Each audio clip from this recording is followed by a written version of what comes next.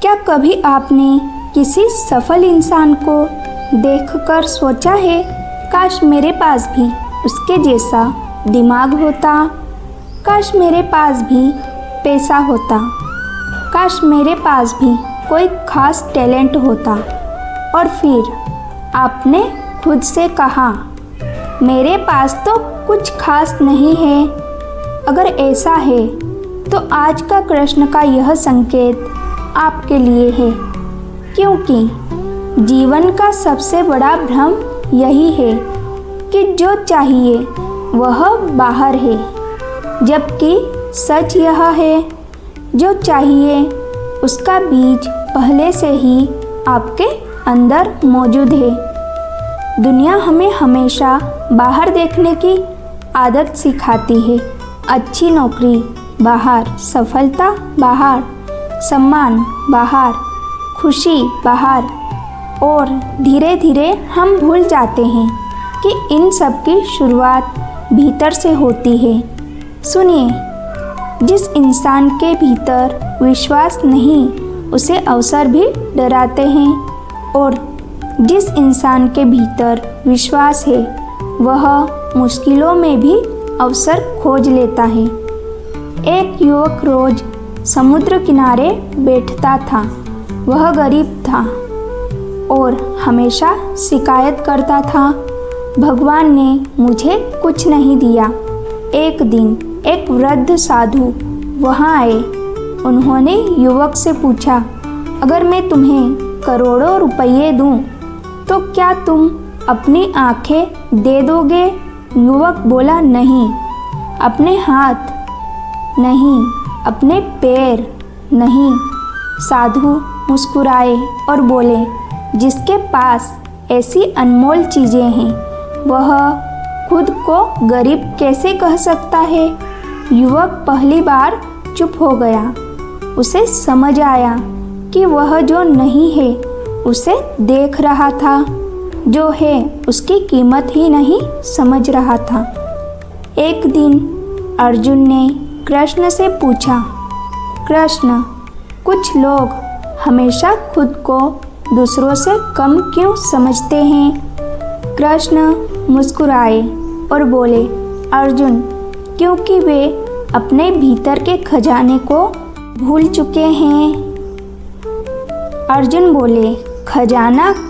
कृष्ण बोले, हाँ अर्जुन, हर मनुष्य अपने भीतर साहस, बुद्धि, प्रेम, धैर्य और शक्ति लेकर जन्म लेता है, लेकिन वह इन शक्तियों को पहचानने के बजाय दूसरों की शक्तियों को देखने लगता है।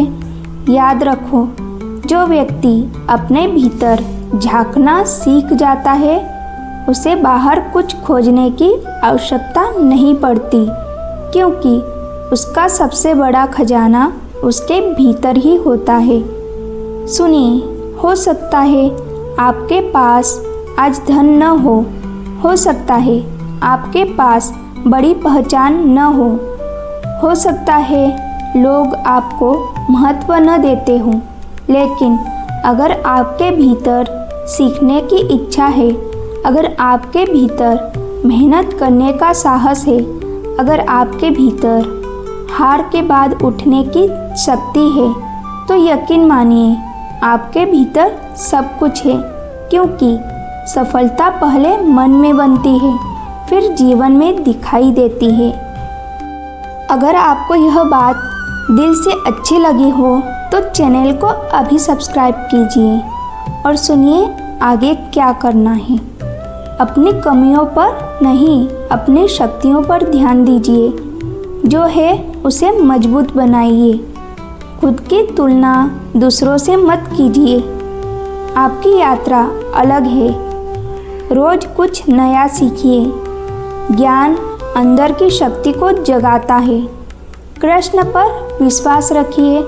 जब मन कहे मेरे पास कुछ नहीं है तो धीरे से बोलिए, जय श्री कृष्ण।